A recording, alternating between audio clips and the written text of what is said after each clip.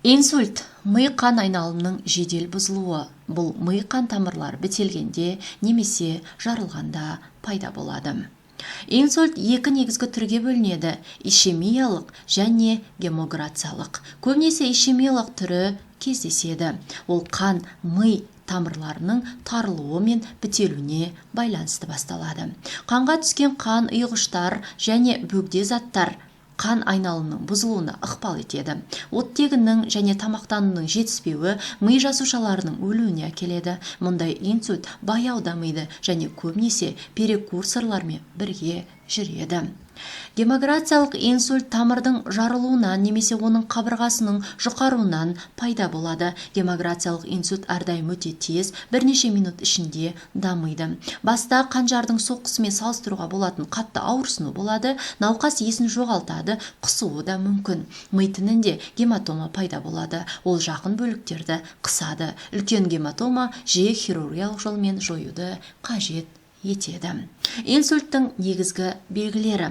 Қан айналымының патологиясы ұсынатын белгілер бірнешеуі бар. Олар пайда болған кезде сізге жедел жәрдем шақыру керек, себебі санаулы минутқа ғана созылады. Инсульттың негізгі белгілері: адам өзінің қай жерде екенін түсінбей қалады. Естің бұзылуы немесе шатасуы, есін жоғалту тіпті бірнеше сәтке болса да. Жүрек ауруы, жүрек айнумен бірге жүретін бас ауруы, мүшенің әлсіздігі, сол жақ немесе оң жақ. Қол мен аяқтың сезімталдығы бұзылуы, бір-бірімен байланысы жоқ түсініксіз сөйлеу, бас айналу, визуалды бұзылулар, көру өрістерінің тарылуы, қитарлық. Дабыл белгісі кез келген асимметрия. Егер әлсіздік болса, дененің жартысында, егер көру қабілеті бұзылса, онда бір көзде. Бұл инсульт әдетте жарты шардың біреуіне ғана әсер ететіндігімен байланысты. Дене функциялары зақымдануға қатысты диагоналмен зардап шегеді. Қарапайым экспресс диагностика.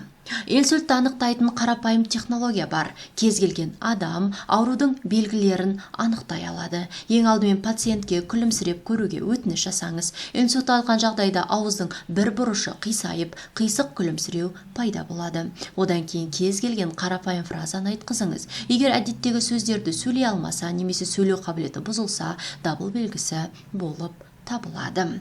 Содан кейін екі қолын көтеру керек. Инсульт алған адамда олардың біреуі жақсы көтерілмейді, немесе тіпті салбырап қалуы мүмкін.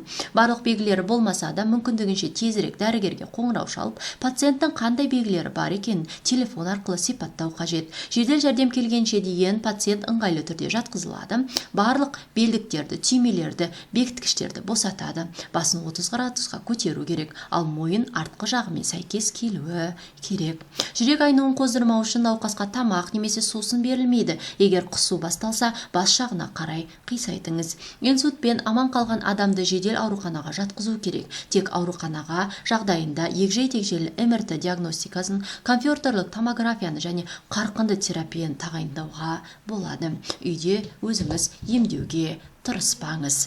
Науқас шығарылғаннан кейін ұзақ оңалтуды күтеді. Мидың сау жасушалары өлген жасушалардың қызметін өз мойнына алуға қабілетті. Мұндағы ең маңызды нәрсе жүйелі түрде маманның басшылығымен жаттығу жасау. Дене қозғалтқыштығын қалпына келтіру үшін арнайы жаттығулар қажет, және қалыпты сөйлеуді қайтару үшін логопедпен түрлі сабақтар өткізілуге тиіс болады.